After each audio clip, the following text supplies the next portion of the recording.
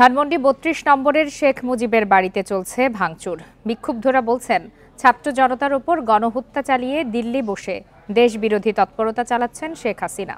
এদিকে বাড়িটি থেকে নানা জিনিসপত্র এমনকি ইটও খুলে নিয়ে যাচ্ছেন অনেকে।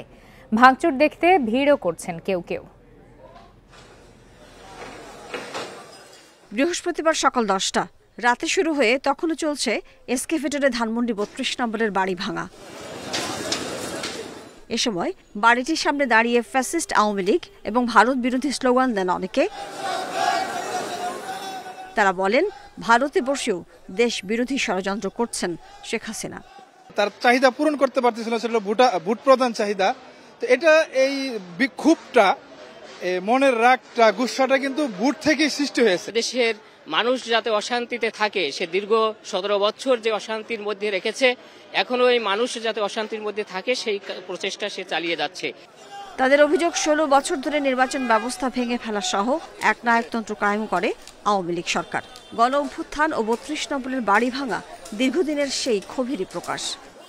এই ফ্যাসিবাদ বিরোধী সরকারের বিরুদ্ধে আগে থেকে অনেক অভিমান ছিল। এই ছাত্রলীগের কারণে কোথাও স্বাধীনভাবে ঘোরাফেরা করতে পারি নাই। আমাদের কলেজে অনেক রাজনীতি ছিল, এখন রাজনীতি নেই, এখন স্বাধীনভাবে ঘোরাফেরা করতে পারতেছি। খুনি হাসিনার যতক্ষণ না ফাঁসি হবে ততক্ষণ এই ক্ষোভ থামবে না। এটা জাস্ট একটা প্রতীকী ধারণ যে আমরা জাস্ট ভেঙে দিচ্ছি, এটা তেমন কিছু না। একটা বিল্ডিং ভাঙলেও কি না ভাঙলেও কি, মূল কথা হচ্ছে আর ফাঁসি লাগবে। এ সময় ভবনটির দরজা জানালা থেকে শুরু করে নানা জিনিসপত্র নিয়ে যেতে দেখা যায় অনেককে। এদিকে ধানমন্ডি ৫ নম্বরের সুধা সদনেও আগুন দেয়া হয় বুধবার রাতে। সেই আগুন শিখা দেখা গেছে সকালে। পরে সেখান থেকে নানা জিনিসপত্র নিতে দেখা যায় বহিরাগতদের। Mahmud Moumita, independent news. রাজধানী ছাড়াও দেশের নানা জেলায় শেখ পরিবার ও আওয়ামী লীগ অফিস এবং নেতাদের বাসভবনে হয়েছে ভাঙচুর। সকাল থেকে সব ধ্বংসস্তূপ ঘিরে উৎসুক জনতার ভিড়। কোথাও কোথাও ভাঙা ভবন থেকে ইট রড নিয়ে যাচ্ছেন স্থানীয়রা। রাতে ভাঙচুর আগুনের পর সকাল থেকে উৎসুক জনতার ভিড় খুলনার শেখবাড়িতে। ভাঙা ভবনের ইট রড নিয়ে যাচ্ছে অনেকে। এছাড়া সকালে শেখ মুজিবের মুরাল ভাঙা হয়েছে বিএল কলেজ চত্বরে। শুনলাম শেখবাড়ি ভাঙচুর হয়েছে, তাই খুশিতে দেখতে এসেছি, সেলিব্রেট করতে এসেছি আমরা। এটা আওয়ামী লীগ নেতা তোফায়েল আহমেদের ভোলার বাসায়ও হয়েছে ভাঙচুর, দেওয়া হয়েছে আগুন। সকালেও ছিল এই রেশ। কুষ্টিয়ায় ভাঙা হয়েছে মাহবুবুল আলম হানিফের বাড়ি। বরিশালে গুড়িয়ে দেওয়া হয়েছে আবুল হাসনাত আবদুল্লার বাসভবন।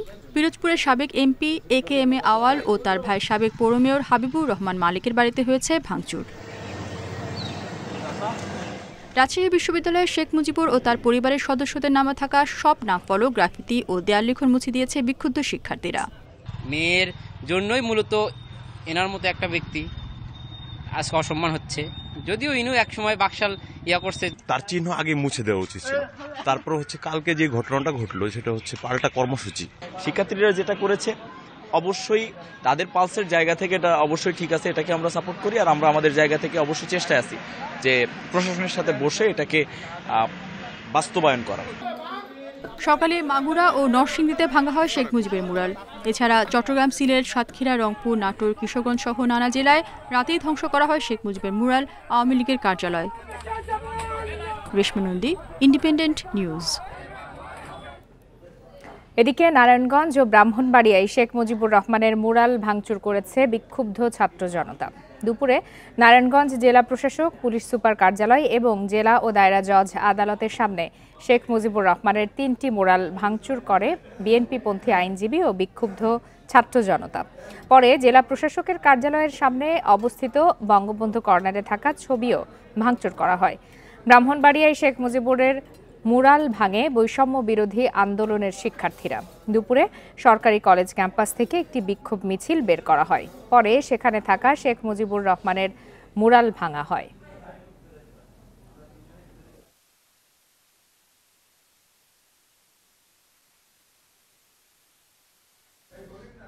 এ বিষয়ে আরো বিস্তারিত জানাতে এই মুহূর্তে রাজশাহী ও নোয়াখালী থেকে যোগ দিয়েছেন সহকর্মীরা। শুরুতেই চলে যাচ্ছি রাজশাহীতে, সেখান থেকে যোগ দিয়েছেন সহকর্মী মুস্তাফিজুর রহমান। মুস্তাফিজ, এখন পর্যন্ত রাজশাহীতে পতিত সরকারের কোন কোন স্থাপনা বা ভবন ভাঙা হয়েছে এবং এখনো কি সেই ভাঙার প্রক্রিয়া চলছে কিনা?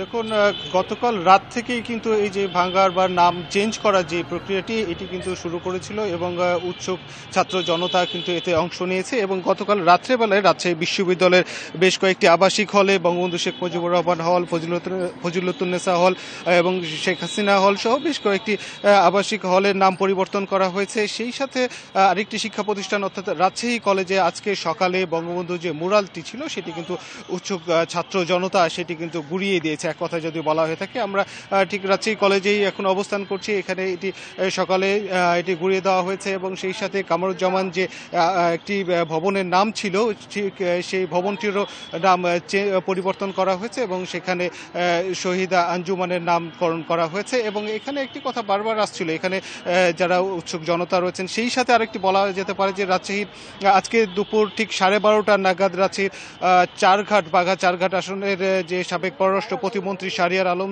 তার বাসভবনে উৎসুক জনতা কিন্তু সেখানে প্রথমে ভাঙচুর করেছে এবং পরে অগ্নিসংযোগের ঘটনা ঘটেছে, পরে ফায়ার সার্ভিস গিয়ে আগুন নিভিয়েছে।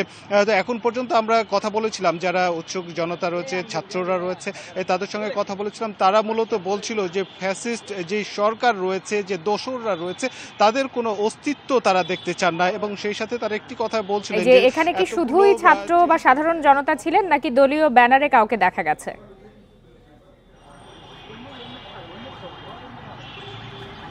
না, আমরা এখনো এখানে কোনো দলীয় ব্যানারে কাউকে এখানে আমরা কোনো উচ্ছেদ বা এখানে কোনো ভাঙচুর এমনটি করতে দেখিনি। আমরা উৎসুক যারা জনতা রয়েছেন, ছাত্ররা রয়েছেন, এখানে সাধারণ মানুষেরও আমরা সম্পৃক্ততা দেখেছি। তারাই মূলত এখানে সব ধরনের মানুষ রয়েছে, ছাত্র শিক্ষার্থীরা রয়েছেন, এখানে সাধারণ মানুষরা রয়েছেন এবং দেখা গেছে বিভিন্ন রাজনৈতিক দলকে সমর্থন করেন এ ধরনের ব্যক্তিরা রয়েছেন। তবে সুস্পষ্ট কোনো রাজনৈতিক ব্যানারে কিন্তু আমরা এখন পর্যন্ত দেখিনি বা সেই ধরনের কোনো স্লোগানও আমরা পরিলক্ষিত হয়নি। তবে এখানে তারা যেটি চাচ্ছিলেন, এখানে সব ধরনের মানুষই ছিল এবং তাদের একটি প্রত্যাশা ছিল যে এখানে যে 17 বছর ধরে যে বাংলাদেশকে নিষ্পেষিত করা গেছে, যে শোষণের হাত থেকে, বঞ্চনার হাত থেকে যাদের রক্তের বিনিময়ে এই বাংলাদেশ নতুন স্বাধীনতা পেয়েছে, তাদের মর্যাদা যেন ক্ষুণ্ণ না হয়, কোনোভাবেই যেন এই শহীদের রক্তের সাথে বেইমানি করা না হয় এবং তাদের আত্মার প্রতি যেন তাদের যে আত্মত্যাগ দিয়ে গেছে সেই আত্মত্যাগের জন্য পুরোপুরি সেটি সফলতা পাওয়া যায়, সেটির জন্যই কিন্তু তাদের এই প্রচেষ্টা এবং তারা বলছিলেন যে তারা এখন পর্যন্ত সেই প্রচেষ্টা অব্যাহত রাখতে সজাগ রয়েছেন। এই ছিল রাজশাহী থেকে সর্বশেষ। মুস্তাফিজুর রহমান, আপনি আমাদের সাথেই থাকুন। এবার একটু চলে যাই নোয়াখালীতে, সেখানকার পরিস্থিতি জানাবেন সহকর্মী আবু নাসের। আবু নাসেরের আগে যেমনটি আমরা জেনেছিলাম যে নোয়াখালীতে ওবায়দুল কাদেরের যে বাসভবন ছিল সেটি ভাঙা হচ্ছিল। নোয়াখালীতে এছাড়া আর কোন কোন ভবন বা স্থাপনা ভাঙা হয়েছে পতিত সরকারি সেটি জানাবেন এবং ওবায়দুল কাদেরের বাড়ির পুরোটাই কি ভাঙা হয়ে গেছে কিনা সে বিষয়ে সর্বশেষ কি তথ্য রয়েছে? আমি এখন আছি নোয়াখালী কোম্পানিগঞ্জ উপজেলার রাজাপুর গ্রামে। এটি ওবায়দুল কাদেরের বাড়ি। আমার পেছনে আমি যদি একটু দেখাই, এই ওবায়দুল কাদেরের বাড়িতে ওবায়দুল কাদের ঢাকা থেকে আসলে এই ঘরে থাকেন, পাশাপাশি তার দুই ভাই আব্দুল কাদের মির্জা যিনি বসুরহাট পৌরসভার মেয়র ছিলেন এবং শাহাদাত হোসেন, দুই ভাইয়ের বাড়ি। এই বাড়িগুলো ভাঙচুর করা হয়েছে এবং এখানে একটি গাড়ি আছে বাড়ির সামনে, এই গাড়িতে অগ্নিসংযোগ করা হয়েছে। এখনো যে আগুন জ্বলছে এবং উৎসুক লোকজন কিন্তু এখনো এই ভাঙা বাড়িটি দেখতে এসছেন এবং আমরা যতটুকু জানতে পেরেছি দুপুর 12টার পরেই আসলে একদল বিক্ষুব্ধ ছাত্র জনতা এখানে এসে এই ভাঙচুর করে এবং অগ্নিসংযোগ করে। তাদের অভিযোগ হচ্ছে এই বাড়ি থেকে অনেক অপকর্ম করা হয়েছিল, পেশিবাদের পৃষ্ঠপোষকতা করা হয়েছিল। বিশেষ করে ওবায়দুল কাদেরের ছোট ভাই যিনি বসুরহাট পৌরসভার মেয়র ছিলেন, তার কারণে এই বসুরহাট এবং কোম্পানিগঞ্জের মানুষ শান্তিতে বসবাস করতে পারেনি। তারা প্রতিনিয়ত নির্ঘুম রাত্রি যাপন করেছেন বলে তাদের অভিযোগ এবং তিনি একটি পেশিবাদী শাসন কায়েম করেছেন বলে এখানকার লোকজনের অভিযোগ। এবং পাশাপাশি ওবায়দুল কাদের ঢাকা থেকে পুরো বাংলাদেশে পেশিবাদী শাসন কায়েম করেছেন বলে এখানকার লোকজন ক্ষুব্ধ হয়ে গত 17 বছরে তাদের বঞ্চনা এবং তাদের যে ক্ষোভ, সেই ক্ষোভের বহিঃপ্রকাশ ঘটিয়েছেন বলে এখানকার যাদের সাথে আমাদের কথা হয়েছে তারা জানিয়েছেন। এবং তারা জানিয়েছেন যে পেশিবাদকে যারা পৃষ্ঠপোষকতা করেছে, যারা পেশিবাদী শাসন কায়েম করেছে এবং যারা জনগণের অধিকার হরণ করেছে, জনগণকে নিষ্পেষিত করেছে, তারা এই ধরনের কার্যক্রম চালাচ্ছেন। আবু নাসির, একটু জানাবেন ওবায়দুল কাদেরের এই বাড়ি ছাড়া নোয়াখালীতে আর কোন কোন স্থাপনা বা ভবন এখন পর্যন্ত ভাঙা হয়েছে, পতিত সরকারের কোন কোন চিহ্ন মুছে ফেলা হয়েছে? নোয়াখালীতে শেখ হাসিনার পালিয়ে যাওয়ার পর আসলে শুরুতেই 5 আগস্ট এবং 6 তারিখে আরো কয়েকটি বাড়িতে হামলা ভাঙচুর করা হয়েছিল এবং এরপরেই কিন্তু পরিস্থিতি অনেকটাই স্বাভাবিক ছিল। আজকে সকাল থেকে এই ওবায়দুল কাদেরের বাড়ি ছাড়া নোয়াখালীর আর কোথাও কোনো ভাঙচুরের খবর আমরা এখনো পাইনি। তবে বিক্ষুব্ধ ছাত্র জনতা ঘোষণা দিয়েছেন যে ফ্যাসিবাদের সাথে যারা জড়িত, যারা ফ্যাসিবাদী শাসন কায়েম করেছে, এখানে পৃষ্ঠপোষকতা করেছে, তাদেরকে রেহাই দেওয়া হবে না, তাদেরকে জনতার আদালতে তাদের বিচার করা হবে এবং তাদের যে অবৈধ সম্পত্তি সেই সম্পত্তিকে তার নিষ্কণ্টক রাখতে দেওয়া হবে না, সেই সম্পদ তারা যেন ভোগ করতে না পারেন সেই দিকে বিক্ষুব্ধ ছাত্র জনতার নজর রয়েছে বলে তারা জানিয়েছে।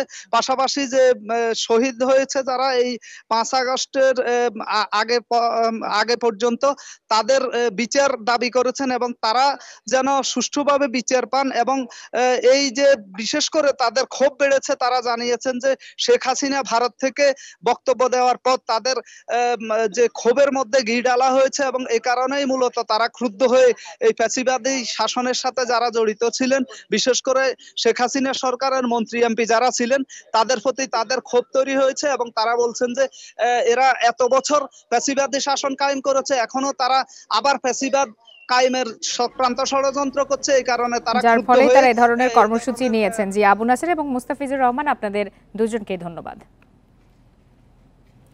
প্রাথমিক বিদ্যালয়ের শিক্ষক হিসাবে নিয়োগপ্রাপ্ত ৬,৫৩১ জনের নিয়োগ বাতিল করেছে হাইকোর্ট। এ সংক্রান্ত এক রিটের শুনানি শেষে আজ বিচারপতি ফাতেমা নজিব ও বিচারপতি শিকদার মাহমুদুর রাজির হাইকোর্ট বেঞ্চ এই রায় দেয়।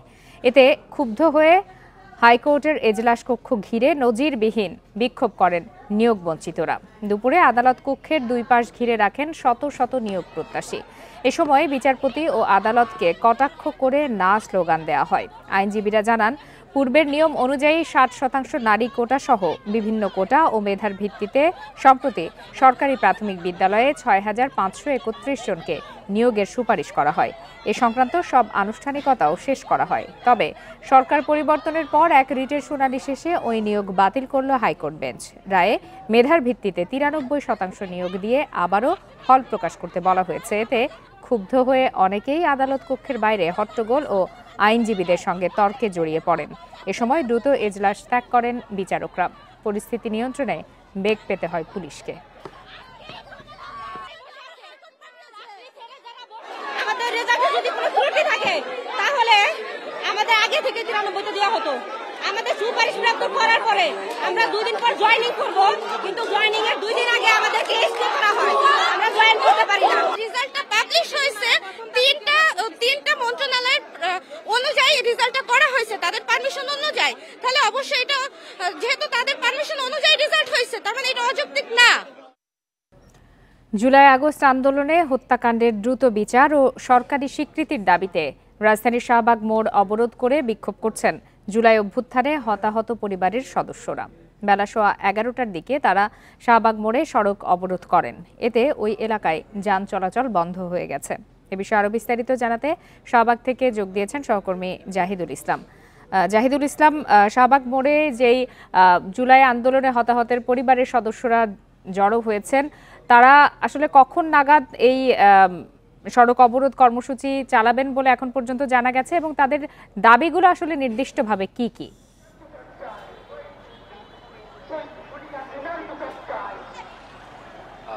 নির্দিষ্ট করে যদি আসলে দাবির বিষয়ে বলি, সেটি হচ্ছে তারা প্রধান উপদেষ্টার সাথে সাক্ষাৎ করতে চাচ্ছেন। যারা নিহত পরিবার এবং আহত পরিবারের সদস্যরা রয়েছেন তারা চাচ্ছেন তাদের যে দাবিগুলো রয়েছে সেই দাবিগুলো নিয়ে প্রধান উপদেষ্টার সাথে তারা আলোচনা করবেন এবং তাদের প্রধান দাবি হচ্ছে এটা। এবং আজ সকাল থেকে কিন্তু তারা এই দাবিতে অনড়াই শাহবাগে অবস্থান করছেন। এবং আপনারা দেখতেই পাচ্ছেন যে পেছনে প্রায় 1000 খানেক মানুষ রয়েছে যারা শহীদ পরিবারের রয়েছেন। সবাই কিন্তু তাদের যে আমরা এর আগেও যখন বলেছি দেখেছি যে 5টি তাদের মোট দাবি ছিল, শহীদদের যারা শহীদ রয়েছেন তাদের রাষ্ট্রীয় স্বীকৃতি দেয়া এবং এই জুলাই আন্দোলনে যারা আহত হয়েছেন তাদের পুনর্বাসন এবং এছাড়াও তাদের আরো 3-4টি দাবি রয়েছে, যে দাবিগুলোতে তারা এখনো অনড় রয়েছেন এবং তারা বারবারই বলছেন যে তাদের এই আন্দোলন আসলে করার কোনো প্রয়োজন নেই, কিন্তু তাদের যারা শহীদ পরিবারে রয়েছেন তাদের সাথে এখনো পর্যন্ত সরকার সেইভাবে যোগাযোগ করছে না, বা ছাত্র প্রতিনিধি যারা রয়েছে তারা তাদের সাথে যোগাযোগ না করার কারণে কিন্তু তারা বারবার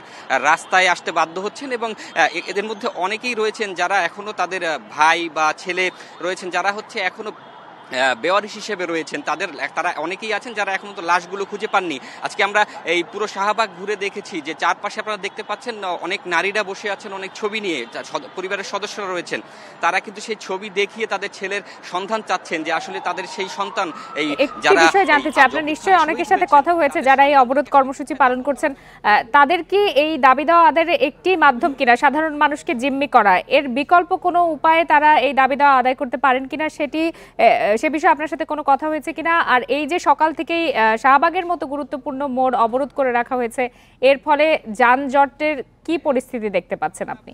তাদের দাবি যে রয়েছে সেই দাবিগুলো কেন আদায় করে দিচ্ছে না সরকার, এটির জন্য কিন্তু তাদের বারবার রাস্তায় আসতে হচ্ছে। এবং আমরা সকাল থেকেই দেখেছি যে এই জায়গায় চারদিক থেকে ব্লকেট করে রাখা হয়েছে, যে কারণে কিন্তু দেখেন চারদিক থেকে শাহবাগ মোড়টি আসলে একটি গুরুত্বপূর্ণ মোড় যেটিকে বলা যায় রাজধানীর, সেটি কিন্তু এই সকাল থেকেই বন্ধ হয়ে আছে এবং চারদিক থেকে কিন্তু বন্ধ ব্যারিকেড দেওয়ার কারণে এখান থেকে কোনো যানবাহন চলাচল করতে পারছে না, যে কারণে এখন পর্যন্ত পুলিশ রয়েছে, এখানে আইনশৃঙ্খলা বাহিনী রয়েছেন, তারা শত চেষ্টা করেও আসলে তারা কিন্তু এখান থেকে তাদেরকে সরাতে পারেননি, বা যানবাহন স্বাভাবিক করার প্রক্রিয়ায় তারা আসলে কিছুই করতে পারছেন না।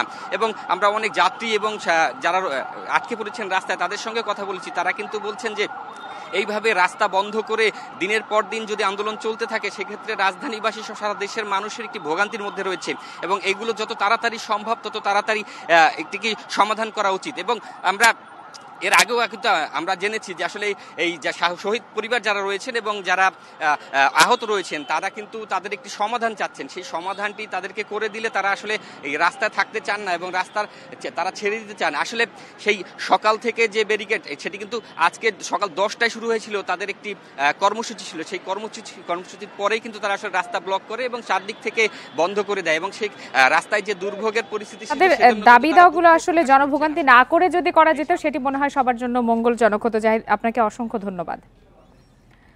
সিলেট ওসমানী বিমানবন্দরে বিপুল পরিমাণ স্বর্ণের বারসহ 2 জনকে আটক করেছে জাতীয় গোয়েন্দা সংস্থা এনএসআই ও শুল্ক গোয়েন্দা বিভাগ।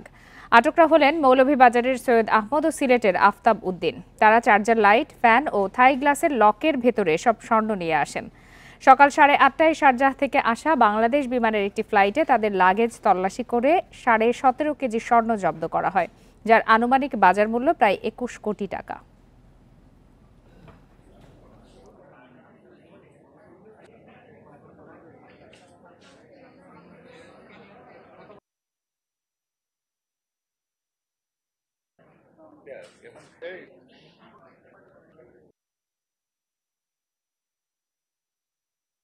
ফ্যান এবং লাইট সেটিকে ভেঙে ওটার মধ্যে থেকে এই গোল্ড বারগুলো উদ্ধার করা হয়েছে, এবং এই গোল্ড বারগুলো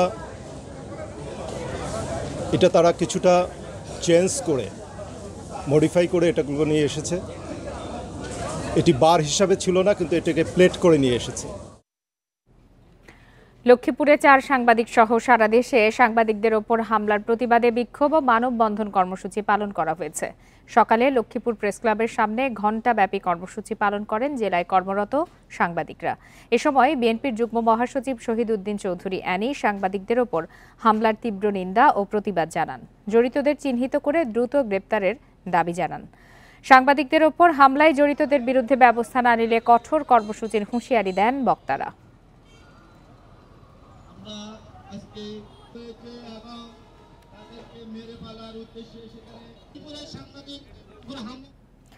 এদিকে পটুয়াখালীর কলাপাড়ায় বাংলা ভিশনের প্রতিনিধি জহিরুল ইসলামের ওপর হামলার ঘটনায় জড়িতদের গ্রেপ্তার ও বিচারের দাবিতে বিক্ষোভ এবং মানববন্ধন হয়েছে। সকালে কলাপাড়া প্রেস ক্লাবের সামনে এই কর্মসূচিতে বিভিন্ন গণমাধ্যমের সাংবাদিক সহ স্থানীয়রা অংশগ্রহণ করেন। এ সময় বক্তারা সাংবাদিকদের ওপর হামলার ঘটনার তীব্র নিন্দা ও প্রতিবাদ জানান। জড়িতদের চিহ্নিত করে দ্রুত গ্রেপ্তারের দাবি জানান। আর সেটি না হলে কঠোর কর্মসূচির হুঁশিয়ারি দেন বক্তারা।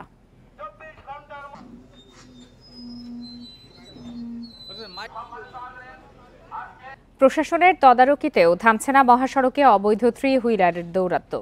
নিষিদ্ধ ঘোষিত 3 চাকার এসব যানবাহনের বেপরোয়া গতি আর নিয়ম নীতির তোয়াক্কা না করায় সৃষ্টি হচ্ছে যানজট, পাশাপাশি বেড়ে চলেছে দুর্ঘটনায় প্রাণহানি।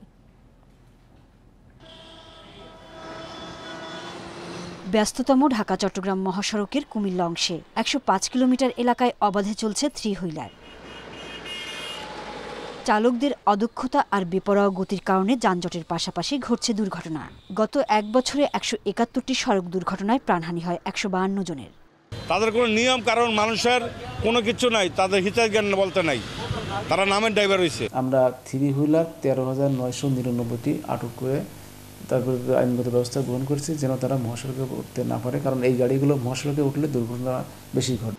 রংপুর ঢাকা মহাসড়কে ব্যাটারি চালিত ইজি বাইকে চলছে ঝুঁকিপূর্ণ যাতায়াত। নাটোরের স্বল্প দূরত্বে বাসের বদলে 3 চাকার যানবাহনেই যাচ্ছেন যাত্রীরা।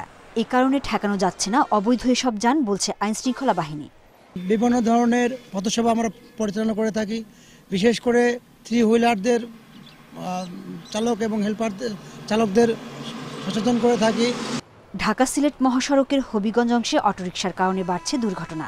লক্ষ্মীপুর, জয়পুরহাট, রাজবাড়ী, ফরিদপুর, মেহেরপুর, ঝিনাইদহ, মাগুরার মহাসড়কেও একই চিত্র। গত 2 মাসে ঢাকা শেরপুর মহাসড়কে 15 এবং কুষ্টিয়ার মহাসড়কে নিহত হন 16 জন। বেশি দুর্ঘটনা অ্যাক্সিডেন্ট ঘটে কারণ ওরা তো প্রশিক্ষণপ্রাপ্ত না।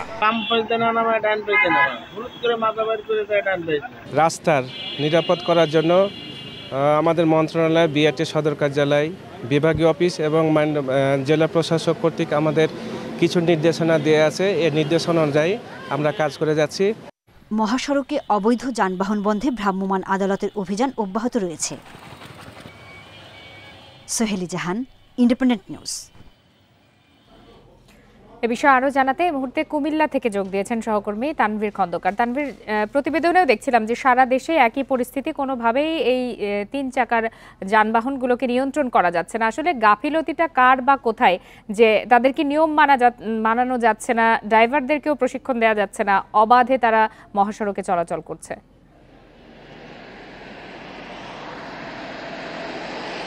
আসলে ঢাকা চট্টগ্রাম মহাসড়ক দেশের ব্যস্ততম মহাসড়ক। এখানে যানবাহন প্রতিদিন গড়ে 25 থেকে 30 হাজার যানবাহন চলাচল করে।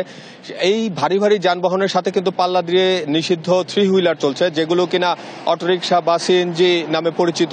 এইখানে সিএনজি, অটোরিকশা বা 3 হুইলার চলাচলের একমাত্র কারণ হচ্ছে মহাসড়কে পর্যাপ্ত পরিমাণে গণপরিবহন নেই। অর্থাৎ এই ছোট ছোট দূরত্বে যারা মহাসড়ক অতিক্রম করবে তারা আসলে কি দিয়ে পারাপার হবে, বা এই যানবাহনগুলো না থাকার কারণে কিন্তু এই 3 হুইলার বা সিএনজি গুলো অবাধে চলাচল করছে, যেটি কিনা স্থানীয় যে বাসিন্দারা সেটি কিন্তু আমাদেরকে বলছে। তো আমি যে জায়গাটাতে দাঁড়িয়ে আছি এটি হচ্ছে কুমিল্লার ঢাকা চট্টগ্রাম মহাসড়কের অন্যতম ব্যস্ততম জায়গায়, পদুয়ার বাজার বিশ্ব রোড। এই বিশ্ব রোড এলাকাটিতে আমি যদি দেখাই, এখানে শুধুমাত্র যে 3 হুইলার সোজা পথে যাচ্ছে সেটি কিন্তু না, উল্টো পথ থেকেও কিন্তু 3 হুইলার আসা যাওয়া করছে, যেটি কিনা ব্যাপক পরিমাণে আসলে ঝুঁকিপূর্ণ। আর এই একবার যদি এই 3 হুইলারের সাথে আসলে কোনো ভারী যানবাহনের ধাক্কা লাগে তাহলে কিন্তু যে প্রাণহানির যে সম্ভাবনা সেটি কিন্তু একাধিক হয়ে যায়। অর্থাৎ 3 হুইলারের যে অবকাঠামোগত স্ট্রাকচার আছে সেটি কিন্তু খুবই নাজুক। কোনো ভারী যানবাহনের সাথে ধাক্কা খেলে তাহলে কিন্তু যারা ভেতরে থাকেন যানবাহনের ভেতরে তারা কিন্তু আঘাতপ্রাপ্ত হয়ে ঘটনাস্থলে আমরা দেখেছি একাধিক প্রাণহানির ঘটনা ঘটে। আর একটি বিষয় হচ্ছে আমরা এইমাত্র দেখলাম যে উল্টা সোজা সবভাবেই কিন্তু ওই 3 হুইলার যাতায়াত করছে। এরকম ব্যস্ততম রাস্তায় কোথাও কি ট্রাফিক পুলিশ নেই? তারা কি কখনো এই বিষয়গুলো ধরে ধরে নোটিস করে কিনা?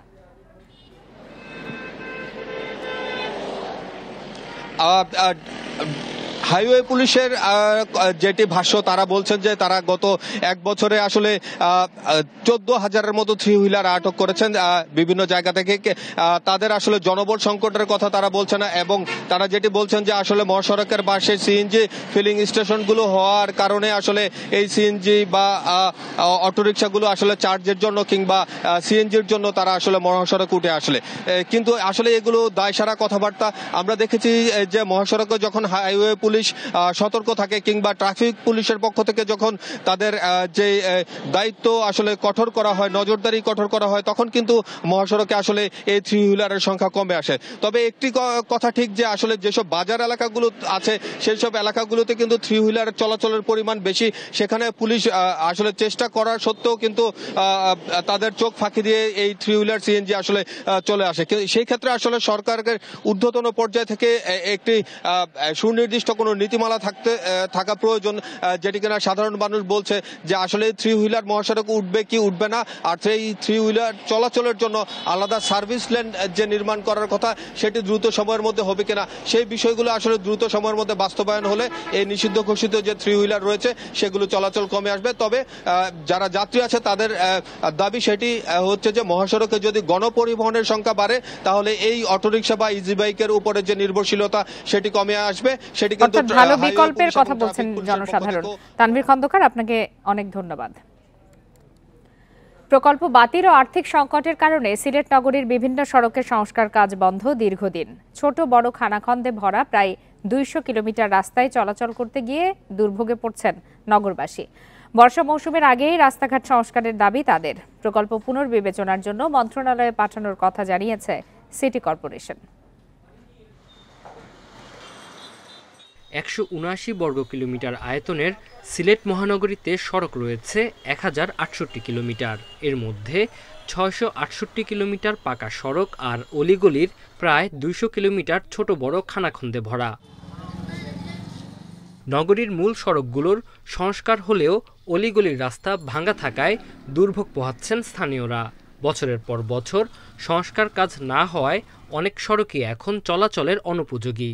চলাচলে আসলে খুবই সমস্যা হচ্ছে, বিশেষ করে রুগী নিয়ে যেতে আর কি, অ্যাম্বুলেন্স ঢুকে না বা সিএনজি একটা নিয়ে যাব, এইগুলোর কোনো উপায় নেই আর কি। এটা লাস্ট লিয়া যাওয়া যায় না, এই ড্রেনের পানি বাড়াই যায়, এই অবস্থা, এই শোচনীয় অবস্থা এই এলাকার। বর্ষা আসছে, এখন তো কাদা পানি হবে, এগুলো এই অবস্থায় যদি মানুষ চলাচল করে আরও অস্কিরেন হবে। উন্নয়ন প্রকল্প বাতিল ও আর্থিক সংকটের কারণে সংস্কার কাজ সম্ভব হচ্ছে না বলে জানিয়েছেন সিটি কর্পোরেশনের প্রধান প্রকৌশলী। তবে প্রধান নির্বাহী কর্মকর্তা জানালেন, বাতিল হওয়া প্রকল্প পুনর্বিবেচনার জন্য মন্ত্রণালয়ে পাঠানো হয়েছে। 24-25 অর্থ বছরে বরাদ্দ দিচ্ছে 160 কোটি টাকা। এর মধ্যে প্রথম কিস্তির 40 কোটি টাকা আমরা বরাদ্দ পেয়েছি, আর ওখান থেকে আমরা মানে 1 কোটি টাকা খরচ করছি, বাকি টাকা এখনো আমাদের আছে, আমরা খরচ করতে পারি না, যেহেতু আমার টেন্ডার নাই। তো এই প্রকল্পটা শেষ হয়ে গেলে এই কাজগুলি সম্ভব হবে না, তাতে সিলেটবাসী, নগরবাসী এই সুবিধা থেকে বঞ্চিত হবে। এই সমস্ত গ্রাউন্ডে আমরা এটা পুনর্বিবেচনার জন্য আপনার চিঠি লিখেছি। 2021 সালের আগস্টে বর্ধিত 15টি ওয়ার্ডের 400 কিলোমিটার কাঁচা সড়কও চলাচলে ভোগান্তি পোহাচ্ছেন বাসিন্দারা। Independent news. সংসদে বসে জনগণের সমর্থন নিয়ে আওয়ামী লীগকে নিষিদ্ধ করার কথা জানিয়েছেন বিএনপির যুগ্ম মহাসচিব শহীদ উদ্দিন চৌধুরী আনি। দুপুরে লক্ষ্মীপুরে এক অনুষ্ঠানে তিনি কথা বলেন। তিনি আরও বলেন, 5 আগস্টের পর অনেকেই বলেছে আওয়ামী লীগকে ক্ষমা করে দেওয়ার জন্য, তবে তাদের ক্ষমা করার কোনো সুযোগ নেই, সেই সুযোগ বিএনপি দেবে না। জনগণের সমর্থন নিয়ে আওয়ামী লীগকে নিষিদ্ধ করা হবে। শেখ হাসিনা গুম খুনের নির্দেশ দিয়েছেন জানিয়ে বিএনপি যুগ্ম মহাসচিব বলেন, তাকেও ক্ষমা করার কোনো সুযোগ নেই।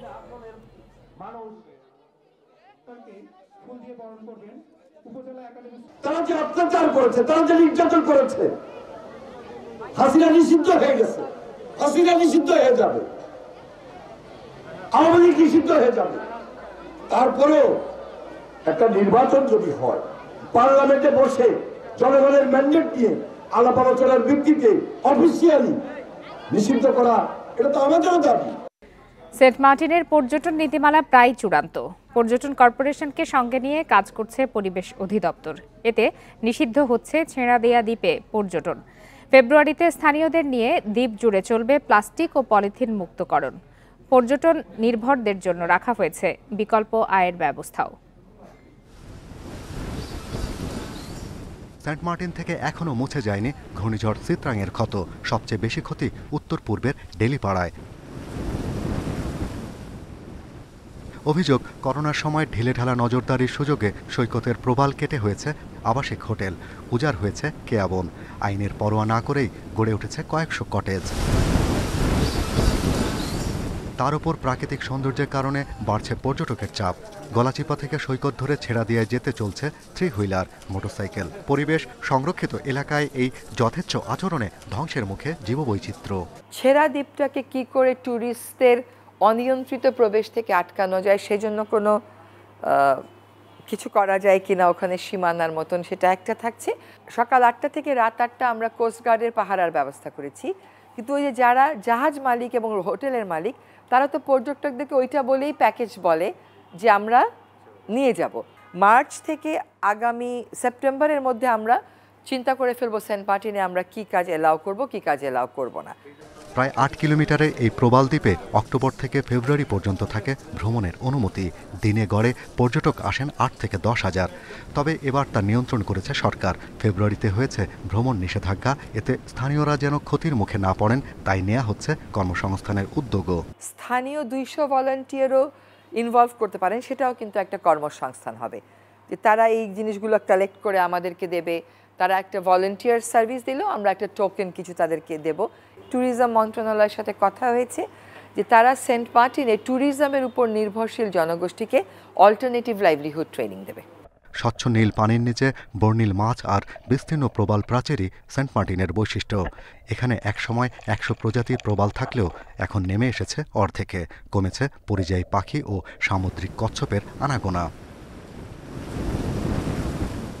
এ অবস্থায় আন্তর্জাতিক ওশান সায়েন্স জার্নালের গবেষণা বলছে, পর্যটন নিয়ন্ত্রণ করা না গেলে 2045 সাল নাগাদ প্রবাল শূন্য হয়ে যেতে পারে সেন্ট মার্টিন। Shahriar Anirban, Independent news, Dhaka. কুমিল্লার বুড়িচংয়ের মিথিরাপুর সরকারি প্রাথমিক বিদ্যালয়ের বার্ষিক ক্রীড়া, সাংস্কৃতিক ও পুরস্কার বিতরণী অনুষ্ঠান অনুষ্ঠিত হয়েছে। বুধবার দিনব্যাপী এই অনুষ্ঠানের আয়োজন করা হয়। এ সময় বিদ্যালয়ের প্রধান শিক্ষক আলী আশরাফের সভাপতিত্বে প্রধান অতিথি হিসাবে উপস্থিত ছিলেন বুড়িচং উপজেলা প্রাথমিক শিক্ষা কর্মকর্তা ফৌজিয়া আক্তার। এছাড়া বিদ্যালয়ের শিক্ষক, শিক্ষিকা, অভিভাবক ও শিক্ষার্থীরা উপস্থিত ছিলেন। এ সময় গান, নৃত্য, কবিতা আবৃত্তি, সুন্দর হাতের লেখা ও খণ্ড নাটক সহ বিভিন্ন প্রতিযোগিতার আয়োজন করা হয়। পরে বিজয়ী শিক্ষার্থীদের মাঝে পুরস্কার তুলে দেওয়া হয়।